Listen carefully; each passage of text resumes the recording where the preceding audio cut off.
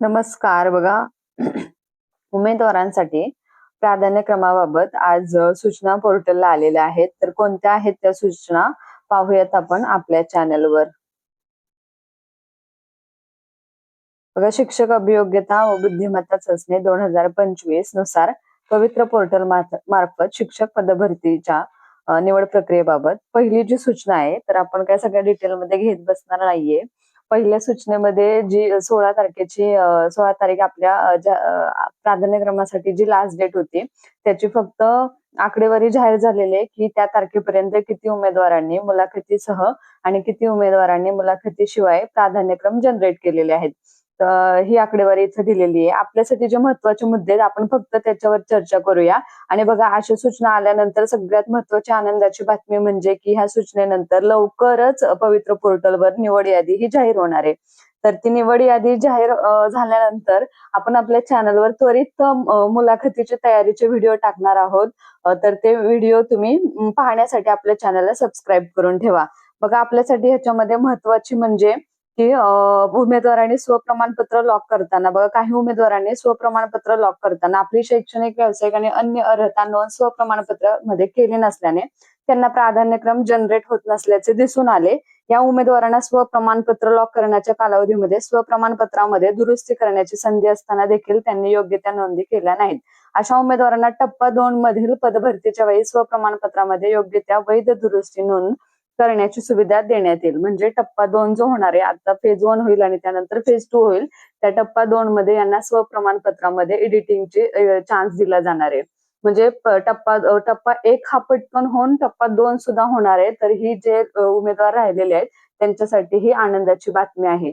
तर पुढे बघा, आणखीन एक आपली जी गुणवत्ता यादी लागणार आहे ती पूर्णपणे ऑनलाईन पद्धतीने लागणार आहे. 6वी सूचना आहे आणि त्या ऑनलाईन पद्धतीमध्ये मानवी हस्तक्षेपास कोणताही वाव नाहीये, हे त्यांनी क्लिअर केलेले आहे. त्यानंतर बघा, मुलाखतीशिवाय जी निवड प्रक्रियेत एक उमेदवाराची स्वप्रमाणपत्रामध्ये नोंद केलेल्या माहितीच्या आधारे थेट निवडीसाठी शिफारस होणार आहे आणि निवडीसाठी शिफारस झालेल्या उमेदवारांना व्यवस्थापनाकडून कागदपत्रांची पडताळणी करून पात्र ठरल्यानंतर नियुक्ती आदेश निर्गमित केले जाणार आहेत.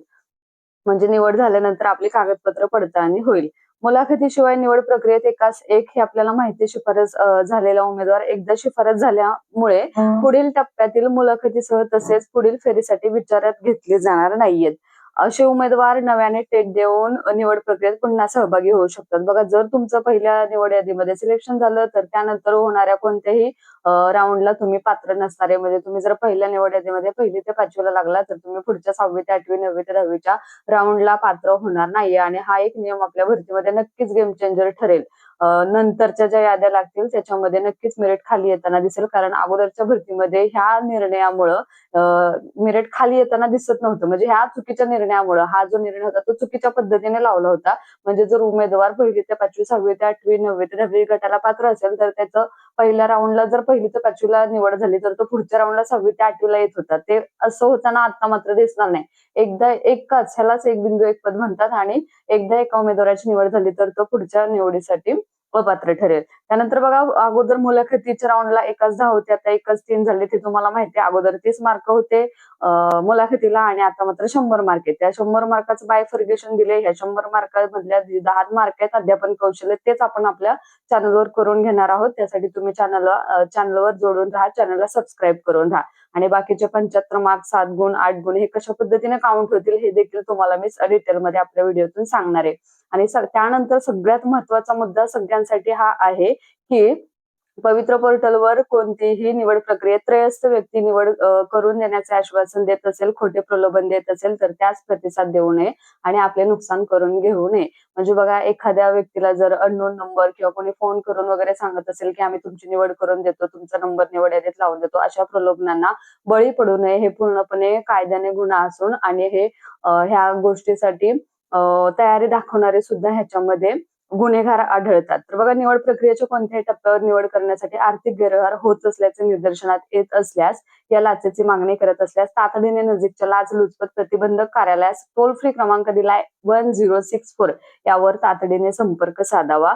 हा एक मुद्दा आपल्यासाठी सगळ्यांसाठी महत्वाचा आहे. अगदी तुम्हाला विथ इंटरव्ह्यूच्या राऊंड मधल्या समस्या असतील की विथ इंटरव्ह्यूच्या राऊंड मध्ये पैशाची मागणी केलेली जाते, तर बिनधास्तपणे तुम्ही 1064 याच्यावर तुम्ही पुराव्यांसहित तुम्ही तिथं तक्रार नोंदवू शकता किंवा तुम्हाला जर तसं करण्यासाठी भाग पाडलं असेल, भाग पाडत असतील संबंधित व्यवस्थापक वगैरे, तर तुम्ही तिथं आपली तक्रार नोंदवू शकता आणि ह्या अशा गोष्टींना नक्की ह्याच्यामुळे आळा बसणार आहे. बघा मागच्या भरतीमध्ये खूप उमेदवारांना ह्याच्यामुळे स्वतःची नोकरी गमावावी लागलेली आहे. तर आता मात्र तसं होऊ नये यासाठी आपण सगळ्यांनी काळजी घेऊया.